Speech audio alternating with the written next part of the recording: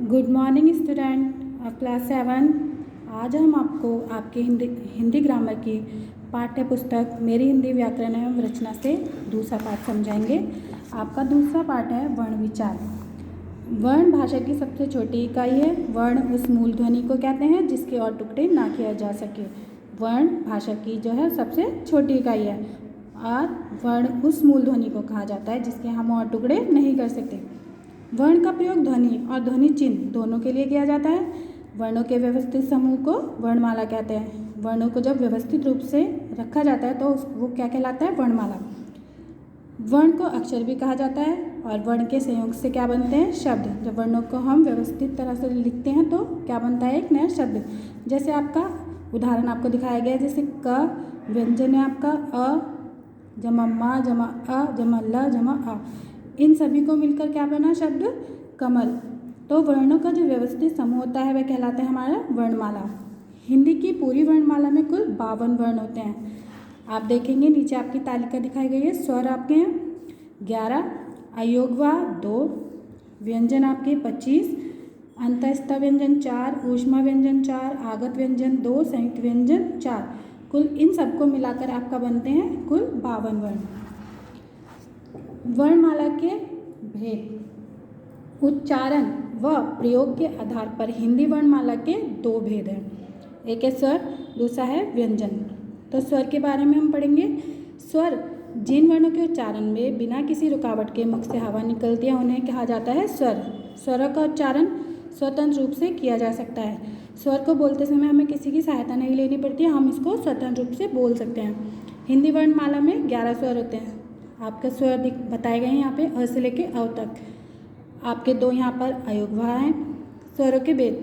स्वरों को भी 2 भागों में बांटा गया है। एक होता है ह्रस्व स्वर और दूसरा होता है दीर्घ स्वर। ह्रस्व स्वर आपके होते हैं अ ई उ ऋषि, और इसी तरह आपके दीर्घ स्वर है। ह्रस्व स्वर में जिन स्वरों के उच्चारण में बहुत थोड़ा समय लगता है अथवा एक मात्रा का समय लगे उन्हें हम ह्रस्व स्वर कहते हैं। इन्हें मूल स्वर भी कहते हैं। इनकी संख्या 4 होती है। दीर्घ स्वर जिन स्वरों के उच्चारण में ह्रस्व स्वर से अधिक समय लगे और दीर्घ स्वर उसे हम दीर्घ स्वर कहते हैं। ये संख्या में कितने होते हैं? 7। जैसे आ ई उ ए ओ औ। स्वरों की मात्राएं। स्वरों की अपनी मात्राएं होती हैं। अ की कोई मात्रा नहीं होती है, जबकि अन्य स्वरों की अपनी मात्राएं होती हैं। जब कोई स्वर व्यंजन के साथ मिलाकर लिखा जाता है तब उसकी मात्रा का प्रयोग किया जाता है।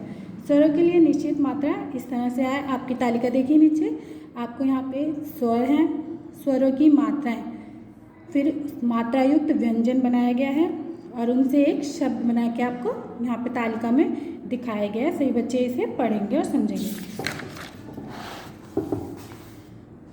उसके बाद आपका आता है अनुस्वार। जिस प्रकार उच्चारण में हवा केवल नासिका से निकले व उच्चारण अधिक जोर से हो उस पर केवल बिंदु लगाया जाता है, ऐसे स्वर क्या कहलाते हैं? अनुस्वार। जैसे आपका उदाहरण है गंदा, चंचल, चंदा, इन पर बिंदु लगाई गई है तो ये कौन से स्वर कहला रहे हैं? अनुस्वार। अनुस्वार का यहाँ पे चिन्ह है।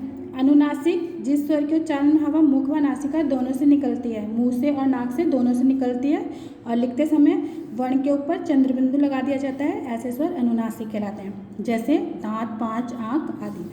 उसके बाद आता है आपका विसर्ग।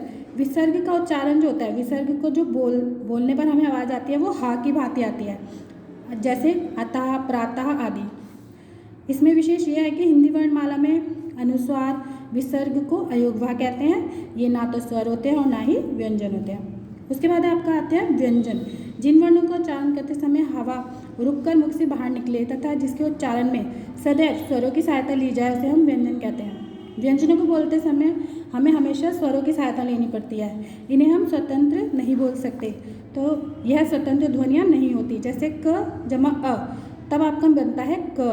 तो यहाँ पे व्यंजन और स्वर जब दोनों मिले तब जाके आपका व्यंजन बना।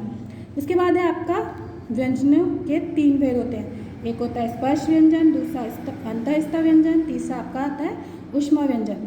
स्पर्श व्यंजन जिन व्यंजनों को बोलते समय जीवा मुख के किसी न किसी भाग को स्पर्श करती है उन्हें स्पर्श व्यंजन कहते हैं। मतलब यहाँ पर जब हम इन व्यंजनों को बोलते हैं तो हमारे जो जीभ है वो हमारे मुंह में कहीं ना कहीं टकराती है, तो वह कहलाते हैं स्पर्श व्यंजन। स्पर्श का मतलब होता है छूना। क से माँ तक जो व्यंजन होते हैं वो स्पर्श व्यंजन कहलाते हैं। इनकी संख्या 25 होती है। इन्हें 5 वर्गों में बांटा जाता है। प्रत्येक वर्ग में 5 व्यंजन हैं। प्रत्येक का नाम पहले वर्ण के अनुसार रखा गया है, जैसे क वर्ग, च वर्ग, ट वर्ग, त वर्ग और प वर्ग, और इन सभी का उच्चारण स्थान दिखाया गया है। क वर्ग का कंठ, च वर्ग का तालु, ट वर्ग का मूर्धा, त वर्ग का दंत और प वर्ग का ओष्ठ। अब है आपका अंतःस्थ व्यंजन।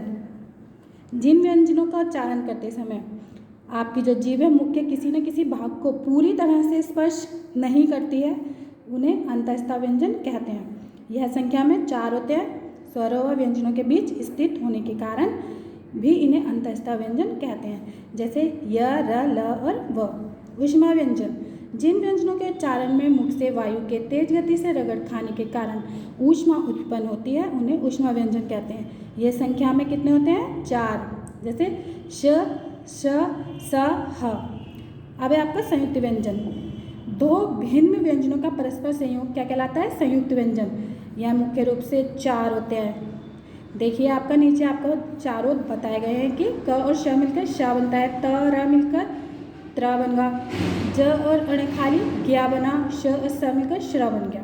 तो ये संयुक्त व्यंजन के उदाहरण हैं जो 2 व्यंजनों से मिलकर बने हैं। उसके बाद आपका आता है द्वैत व्यंजन। जब एक व्यंजन 2 बार मिले, जब एक ही व्यंजन होता है और लेकिन वो 2 बार मिलता है अपने से आगे, तो वो द्वैत व्यंजन कहलाता है। उदाहरण आपको दिखाया गया है लट्टू और पक्का।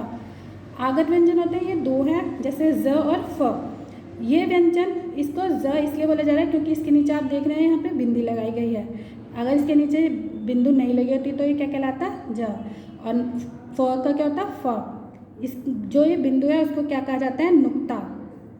ये व्यंजन दूसरी भाषाओं से आए हैं। इनके शुद्ध उच्चारण के लिए नुक्ते का प्रयोग किया जाता है, जैसे जैबरा और रफू।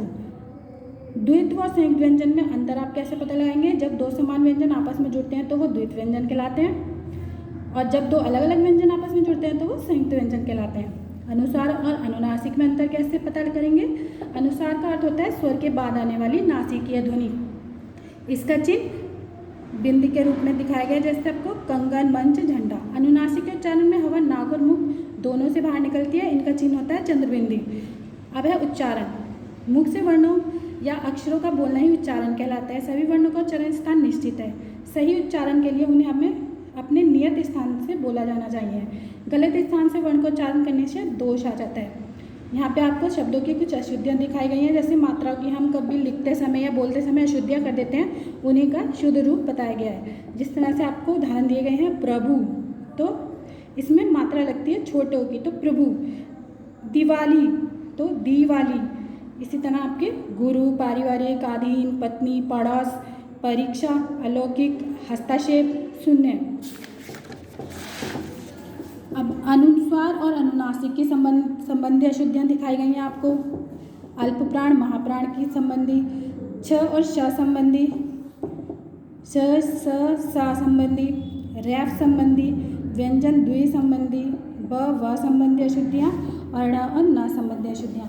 इसके बाद आपका आता है वर्ण विच्छेद। वर्ण विच्छेद का क्या अर्थ होता है? जब हम तोड़कर, वर्ण विच्छेद का अर्थ होता है तोड़कर अलग करना। जब हम किसी शब्द के वर्णों को अलग अलग करके दिखाते हैं तो वो वर्ण विच्छेद कहलाता है।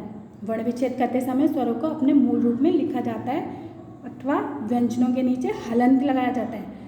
जब हम शब्दों को खोलकर लिखते हैं तो हम व्यंजनों के नीचे हलंत, आपको ब्रैकेट में साइन दिखाया गया है, वो व्यंजन के नीचे ही लगता है, स्वरों के नीचे नहीं लगाया जाता। आपको एग्जाम्पल दे रखे हैं कमल, नीलम, कृपालु, नासिक्य, बेलचा, पुष्प, पुजारी, दिल्ली आदि।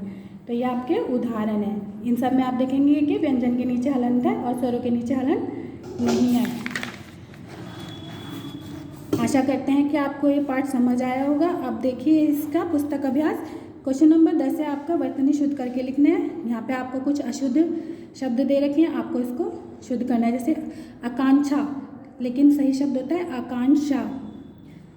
पूजनीय, पूजनीय।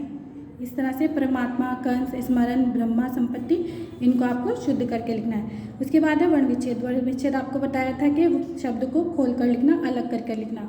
योग्यता कुसुम स्मरण, सत्यता नीला प्रथम आदि।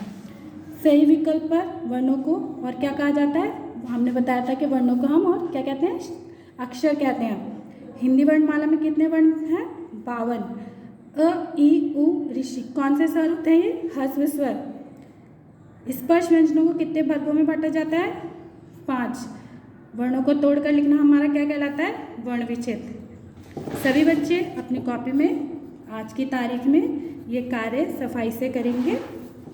धन्यवाद।